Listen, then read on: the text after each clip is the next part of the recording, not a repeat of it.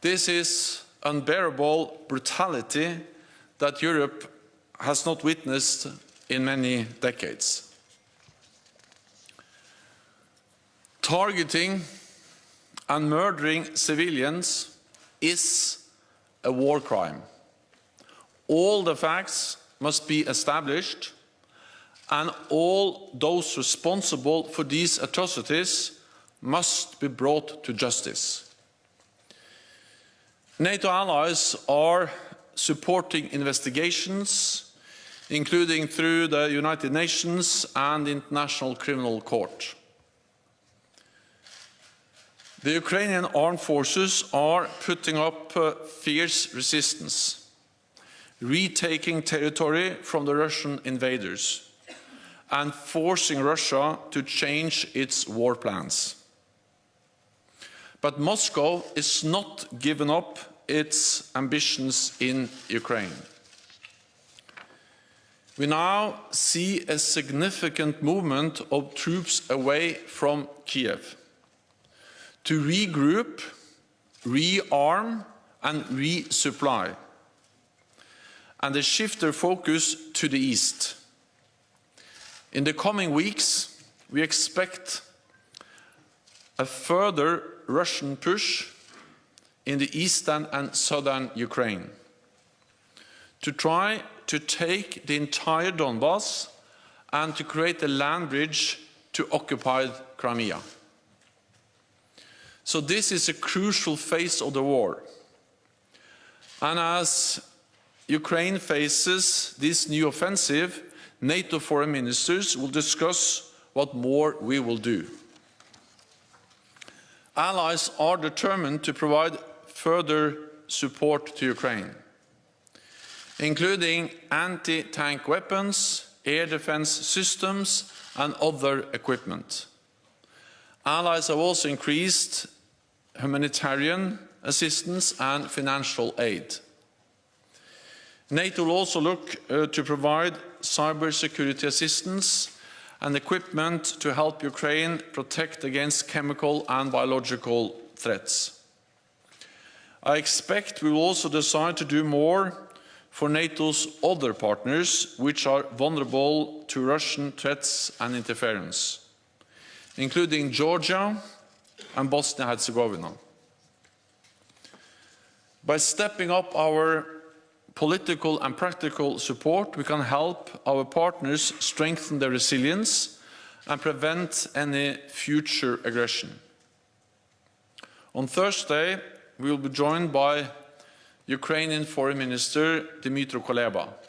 He will update us on the latest developments, including Kiev's negotiations with Moscow. Finland, Sweden, Georgia and the European Union will be at the table, and we will be joined by NATO's Asia-Pacific partners, Australia, Japan, New Zealand and the Republic of Korea. Because this crisis has global implications which concerns us all. We see that China has been unwilling to condemn Russia's aggression and has joined Moscow in questioning the right of nations to choose their own path.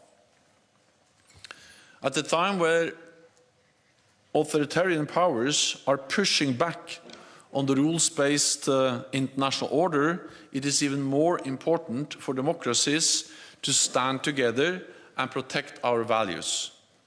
So I expect we will agree to deepen NATO's cooperation with our Asia-Pacific partners, including in areas such as arms control, cyber, hybrid and technology. Working more closely together will make us all safer and more secure. Allies will also discuss our work to develop NATO's next strategic concept in time for the Madrid summit in June. It will guide the alliance as we adapt to a new security reality. It will address the implications of Russia's aggressive actions and our future relationship with Moscow.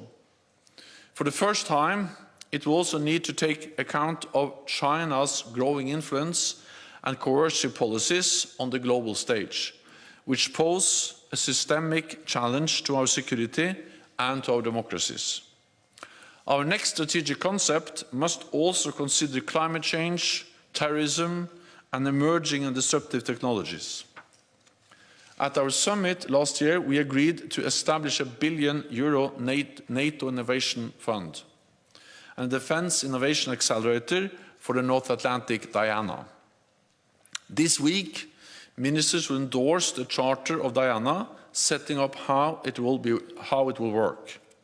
It will include a network of nearly 60 innovation sites in Europe and North America, enabling NATO to develop and test new capabilities for our defence. Altogether, the initial footprint will cover 20 NATO nations, representing a true transatlantic endeavour, and we expect it will continue to expand in the future. Diana will work with academia and the private sector, including startups and entrepreneurs, so that allies, regardless of their size or their location, can harness the best of new technology and keep our people safe. Our meeting this week is an important milestone as we continue to adapt our alliance for the future. And with that, I'm ready to take your questions. Okay, we'll start with the National News Agency of Ukraine. Gentleman in the second row. Dmitry Shkurko, National News Agency of Ukraine. Secretary General, by the mass killings and atrocities in the Ukrainian cities, Russian troops absolutely clearly demonstrated what does it mean, a Russian policy of denazification, so-called. But my question is not about the NATO stance about that. Is there any hope that NATO allies will at least understand that there is some kind of real Nazi regime arising in Russia? And the second part of the question is what NATO really can do to prevent the tragedy of a scale as we've seen during the Second World War. Thanks. What we now see is a brutality, is a scale and a scope of war that we haven't seen in Europe since the Second World War. And this is extremely serious. It's horrific, and of course it causes suffering for the Ukrainian people. But it's also dangerous for all of us. And we see the nature of President Putin's war, his lack of respect for the rule of law, for international rules, and also his lack of respect for basic human rights, including the right to life for all those who are killed in this conflict. And this is the most serious security challenge we have faced since the Second World War, and it has triggered a very comprehensive and strong response from the whole NATO alliance. NATO allies provide support to Ukraine, and we have provided support to Ukraine for many years.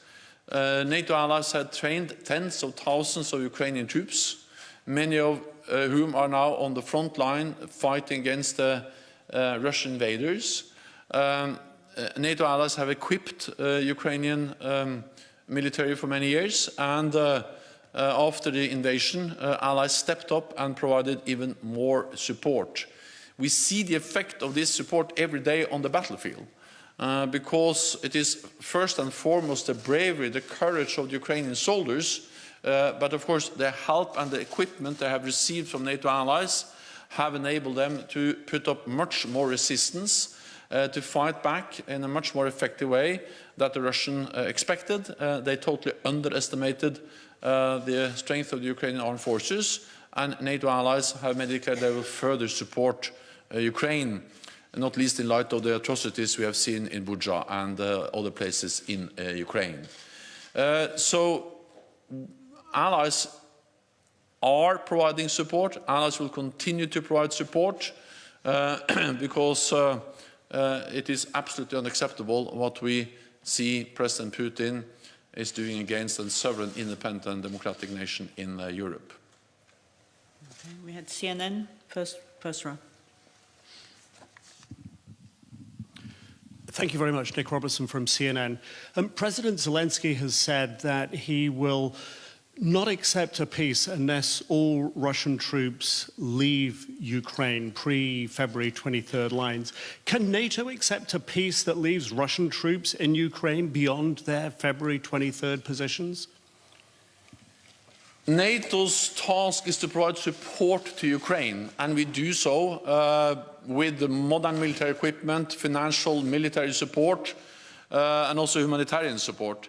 Then it is for the Ukrainian government and for President Zelensky and the people of Ukraine to decide what kind of peace arrangements they can accept. We know that there is a very close link between what they can achieve at the negotiating table and their strength on the battlefield. So the stronger we are able to make them on the battlefield, the more support, the more strength we can provide to the Ukrainian armed forces, the better results they can achieve at the negotiating table. So it's not for me to give advice, but it's for me and NATO allies to provide them support, and then at the end of the day for the Ukrainian authorities, for the Ukrainian president and for the Ukrainian people to decide what kind of agreements they can accept. We will never recognize illegally occupied territories. So NATO allies have not recognized illegally annexed Crimea, and we will never recognize illegally occupied territories. Okay. Al Jazeera. Hi, I'm Step Faster from Al Jazeera English. What we've seen in Bucha is basically we can't conclude anything else than that despite the fact that NATO has been supporting Ukraine, Ukraine has insisted from the beginning it wasn't enough. We can only conclude that the world and NATO has been watching while these atrocities have been happening in Bucha. Can we now conclude that NATO is ending up at the wrong side of history? That's my first question. And the second one is, you say we are increasing our efforts in Ukraine. How are you gonna prevent that another Bucha will happen in the future, in the next coming weeks, when the offensive is gonna increase? Thank you. This is President Putin's war. He is responsible. He has made this war by his own choice. And he is responsible for the atrocities, for the casualties, for the whole effects of the war, which we are seeing every day taking place on the ground in Ukraine. Then our responsibility is to support the Ukrainians. And we have done that for many years. The training and the equipment NATO allies have provided since 2014 has helped them, so they are in a total different position now than Ukraine was back in 2014 when Russia invaded for the first time. The Ukrainian armed forces are bigger, better equipped, better trained, better led today than in 2014, not least because of support that NATO allies have provided for more than 8 years.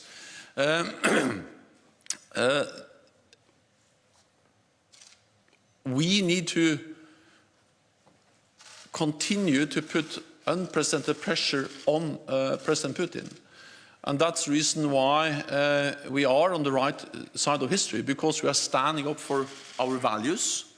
We are imposing unprecedented economic costs on Russia. And we have stepped up and have made it clear and expect allies when they meet here tomorrow and the day of tomorrow to make clear that they will continue to further support Ukraine with more advanced equipment and military support. But NATO has also another responsibility, and that is to prevent this conflict from escalating beyond Ukraine, because the suffering we see in Ukraine is horrific. But if this turns into be a full-fledged war between a nuclear power, Russia, and NATO, then we will see even more suffering, even more death, even more destruction. And that's the reason why NATO has to make some hard and difficult decisions to provide support, but to do that in a way that doesn't escalate this conflict into a war that will really be a full-fledged war between NATO and Russia, a nuclear power. And that's a reality we all have to face. NPR, Deutsche Welle. Could you tell me what NATO's assessment is realistically of Russia's capacity to actually launch a chemical or biological or radiological attack? Because you keep warning them against it, and I understand some of this is classified, but there are also experts who say that Russia doesn't have this capacity and that it's fear-mongering to keep talking about the fact that they may launch an attack. So does the alliance believe that Russia really could do this in a way that would affect NATO countries? Thanks. I will be careful speculating, but what I would like to say is that it's actually Russia who started to speak about these types of weapons, because they have accused us, Ukraine, the United States, NATO allies, for preparing the use of biological and chemical weapons. And this is absolutely false. It's not, has nothing to do with truth whatsoever. And then it has been necessary for us to push back and say that no, NATO and NATO allies are in no way supporting Ukraine in any way for any use of chemical weapons. That has been our message. Then we have added 2 more points, and that is that we know that Russia has used chemical agents before. They have used it against their own opposition. They have used it in Salisbury, and we have seen that Russia has used chemical weapons and agents before. We've also seen that they have supported the Assad regime in Russia, in Syria, where chemical weapons have been used. But this is first and foremost something that has been brought into the discussion by Russia, accusing us for preparing use of chemical weapons, which is absolutely wrong, us and Ukraine. And second, the same thing goes for nuclear weapons, where we have seen the very dangerous nuclear rhetoric from Russia, threatening the use of nuclear weapons as part of the build-up we have seen in and around Ukraine, even before the invasion, but also after. Okay, we'll go to Rustavi. Rustavi Tamara Nutsubidze. In joint statement from the last summit, NATO mentioned we are providing tailored support to partners affected by Russia threats and interference, and will step up our assistance to help them, etc. In April, foreign ministers will consider concrete proposals for enhance our support to these partners. So, what Georgia could expect from this important meeting tomorrow and the day after tomorrow, and also Georgia will present, so new Minister of Foreign Affairs will present Georgia on this meeting. I look forward to meet the new Georgian Foreign Minister, and we always look forward to meet with our highly valued partner Georgia in different NATO meetings tomorrow and in the Foreign Ministerial meeting, or actually the day after, on Thursday. And Georgia is a partner which is important for NATO, and I expect that the foreign ministers they will look into how we can further step up our support to Georgia, and for Georgia this could include increase in our support through the substantial NATO Georgia package, including the areas of situational awareness, secure communications, resilience and cyber. We can also support Georgia in developing its own cyber capabilities and provide additional personnel to the NATO liaison office in Georgia. So there are concrete steps that can be taken when ministers meet on Thursday. Okay, we'll do Politico, lady over there. Yeah. Thank you very much, Lee Bayer from Politico. I was wondering if you could perhaps describe in a bit more detail and concretely what are the different options on the table that the ministers will be discussing for further helping Ukraine. Thank you. The allies will discuss how we can further support Ukraine. This is partly about financial support, partly about humanitarian support, but also, of course, partly about military support, both non-lethal and lethal military support, which allies have provided for several years. I'm a bit careful going into the specific systems, because I think that for operational reasons it's better that allies actually provide support than that we announce every specific weapon system allies are transferring over to Ukraine. But it's well known that we speak about advanced weapon systems. We speak about, for instance, javelins and other anti-tank weapons which have proven extremely effective on the battlefield. If there's anything we have seen is that these relatively light weapons have a huge impact. And when we see all the pictures from the destroyed Russian armor, this is first and foremost a result of these weapons. And of course the courage of the soldiers who are carrying them. But I think we have proven the effectiveness of anti-tank weapons delivered by NATO allies. The Ukrainians have also been able to shoot down advanced Russian planes, but also helicopters and drones, again because of advanced air defense systems delivered by NATO allies. And we are looking into other systems, and allies are constantly stepping up and providing more support.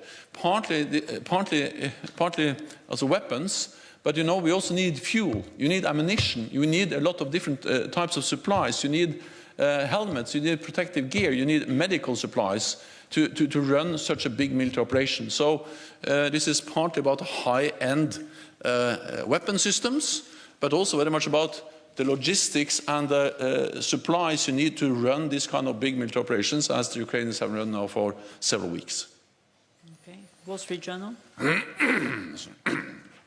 Dan Michaels with the Wall Street Journal. Thank you very much. If I could follow up on the last question.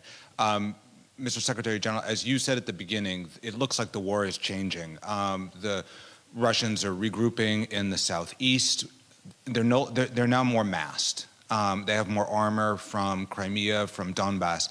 It would seem that the battle is going to change qualitatively. It's no longer going to be one where the Ukrainians are picking off overextended supply lines or isolated troops. Do the Ukrainians have what they need to fight what may be a more traditional type of ground war against a more massed Russian force? Or does NATO need to step up with a different type of weapons system or different type of support to help the Ukrainians against a much more concentrated Russian occupation force? Thank you.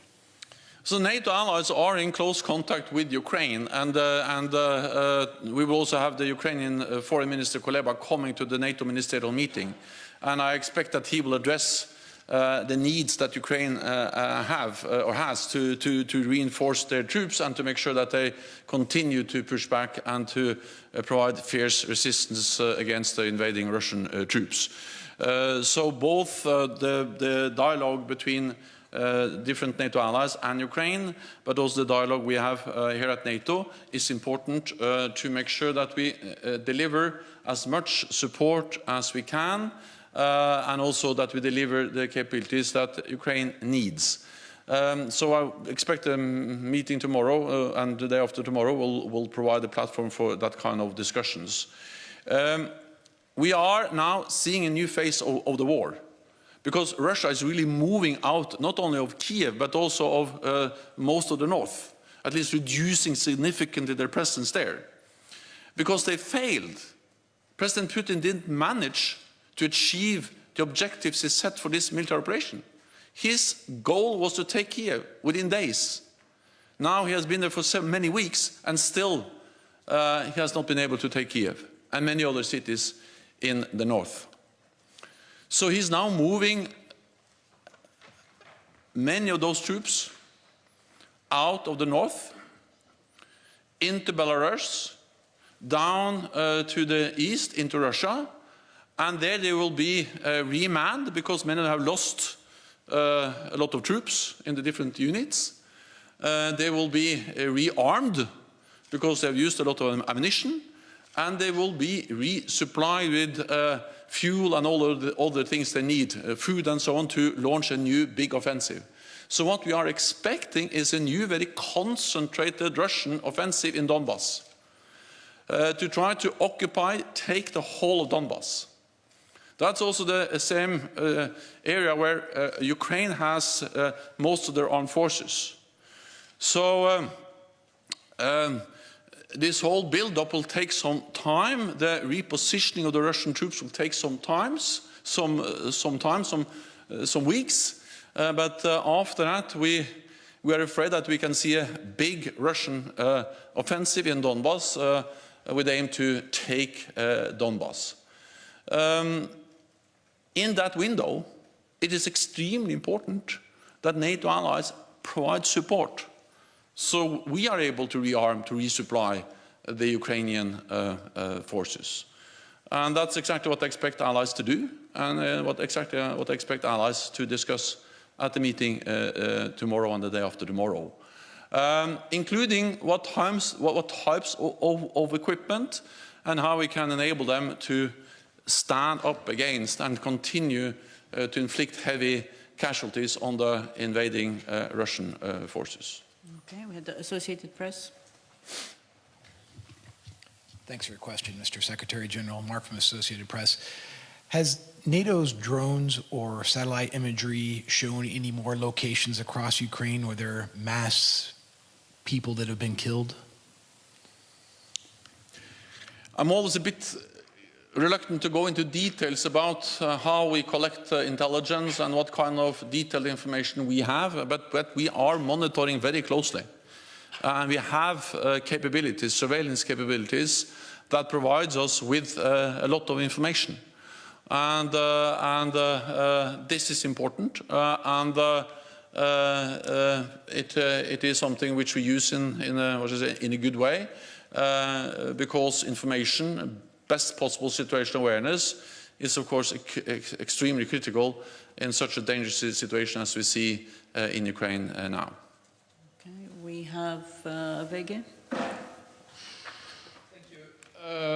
We know there's been talks on high level between NATO countries and Finland and Sweden for the latest weeks, and they have started both a process reviewing whether there will be a membership application. So I want to ask you about if you want to comment on the process and if there has been a discussion with those two countries about intermediate security guarantees for them in a possible intermediate period between an application and a full membership could be granted. Thank you.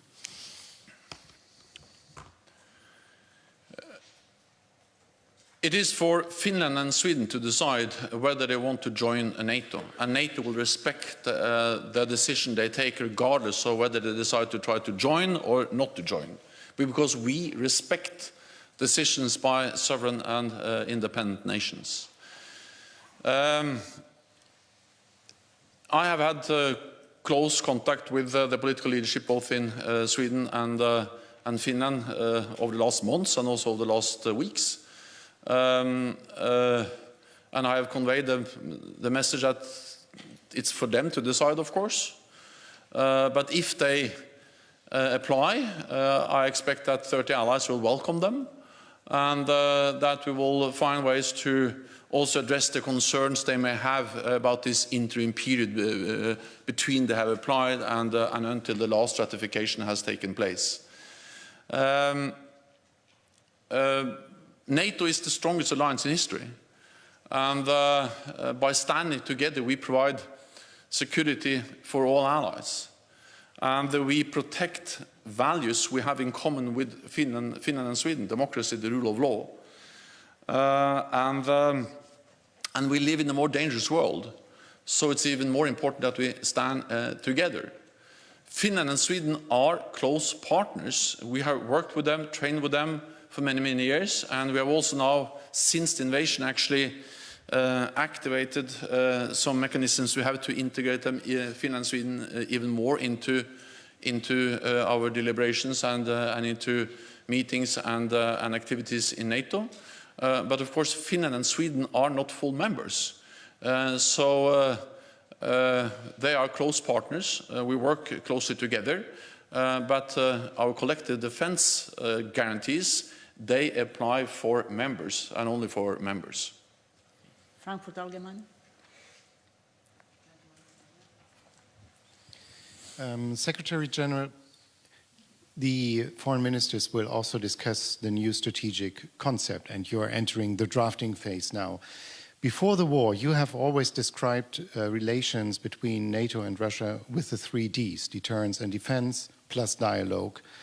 In the new strategic concept, do you see any room for dialogue at all, given what has happened in the meantime? And what kind of outlook are you suggesting to allies to contemplate in this drafting process? Thanks a lot. Our relationship with Russia has fundamentally changed, and Russia has walked away from the NATO-Russia Founding Act, the agreement we made to facilitate dialogue between Russia and the NATO back in the 1990s. So this doesn't work in the way we've actually tried to achieve, or the partnership, the cooperation, the dialogue we have worked for many years with Russia. That doesn't exist anymore. Yeah, so our relationship with Russia has fundamentally changed. At the same time, we will need to continue to engage with Russia, because Russia is our neighbor. And we need to also manage a difficult relationship, including issues like risk reduction, transparency, deconfliction, and also issues related to arms control. But meaningful dialogue, as we strived for before, is not an option for Russia, which is so blatantly violating international law, which is using military force against an independent sovereign nation as Ukraine, and which is responsible for atrocities, for the suffering we see taking place in Ukraine every day. NTV. Secretary General, Sonumut from NTV Turkey. I have a follow-up on the strategic concept question. The strategic concept has been drafted before the war started in Ukraine. And you said that at the beginning of the war that there is a new reality. Do you think that there is enough time, 11 weeks by the summit in June, to update again a strategic concept? Do you envisage to update also NATO 2030 so that the institution itself, NATO, IS, IMS, could face also the new challenges? And do you, for example, foresee to increase the permanent available troops to secure from 40,000, which is the level today, to 60, 90,000, or at least for the new reality? Thank you. I'm absolutely confident that when NATO leaders meet at the NATO summit in Madrid at the end of June, we will be able to agree updated and good new strategic concept. We had started the discussions, and of course we will take into account the Russian invasion of Ukraine as we finalize the strategic concept. But I think we have to remember that actually we predicted precisely, based on our intelligence, as early as last fall, that it was highly likely that Russia was going to invade Ukraine. So that has been part of our deliberations for many months. Of course, there is a difference between having intelligence predicting that invasion will take place and actually see it takes place, as we saw on the 24th of February. But it was not a big surprise. I think it's hardly any other invasion in the world, or at least few other invasions we have seen up through history, which has been more predicted than the invasion by Russia into Ukraine. Therefore, also NATO was well prepared. And actually, we have been stepping up since the first Russian invasion of Ukraine back in 2014. Since 2014, since Russia went in and illegally annexed Crimea and destabilized and supported the separatists in Donbass in eastern Ukraine, NATO has implemented the biggest reinforcement of collective defense in a generation. With the battle groups in the eastern part of the alliance, after years of reducing defense spending, all allies have increased defense spending, and we have tripled the size of the NATO response force. And actually, the weeks before the invasion, we increased the readiness of the NATO response force, we increased the presence of NATO troops in the eastern part of the alliance before they invaded. because we saw the intelligence, we saw the clear warnings about that was most likely going to happen. Then after the invasion, we have stepped up further. And now we have 40,000 troops under direct NATO command in the eastern part of the alliance. There are 100,000 US troops in Europe, a significant increase. And then we have hundreds of thousands of NATO troops on heightened alert. All of this supported by hundreds of ships and planes, substantial naval and air power. So we have already, since 2014, implemented a huge reinforcement to our collective defense, and then on top of that added some immediate responses as a result of the invasion in February. But we face a new security reality. And therefore, we also need to implement some more long-term changes to our deterrence and defense posture. And that's what we have asked our military commanders to provide options. We will have those options within some weeks, and then based on the options from the military commanders, we will make decisions on the more longer-term reset of NATO's deterrence and defense, based on, of course, what we've already done. And that will be for the leaders to decide in June. But I expect that to be significantly more presence on land, troops, advanced weapon systems, but also air defense systems, more air presence at sea, ships, submarines, and in general to do more to strengthen our collective defense, not only with traditional military means, but also cyber, hybrid, space. So we will see a significant reinforcement. All of this will require more defense spending. And what we see is that allies started to increase defense spending after 2014. After the invasion this year also of Ukraine, we have seen new announcements, not least by Germany, but also by other allies. Italy, Denmark, others are now stepping up. So there will be more funding for more modern equipment. And this is just reflecting the brutal new security reality we face. As long as we stand together, 30 allies, and invest in our defense, we are all safe and secure. We'll take two final quick questions. One here, one online. ZDF here. Thank you very much. Mr. Stoltenberg, Florian Neuhan from ZDF German Television. First question, Russia is still claiming that the images of Bucha have been doctored. What do you make of these claims, and how certain are you that these war crimes have really been committed by Russians? And a second question, if I may. On Sunday, Ukrainian President Zelensky said it was an historic error of the West, of NATO, not to offer membership to Ukraine. What is your assessment? Was it wrong not to offer a membership to Ukraine at that time? We have seen the atrocities in Bucha and other places in Ukraine. These atrocities have taken place during a period in which Russia controlled these areas. So they are responsible. Second, we have information from many different sources. And also from open sources, from media, from commercial satellites, and all are telling the same story. That there have been brutal atrocities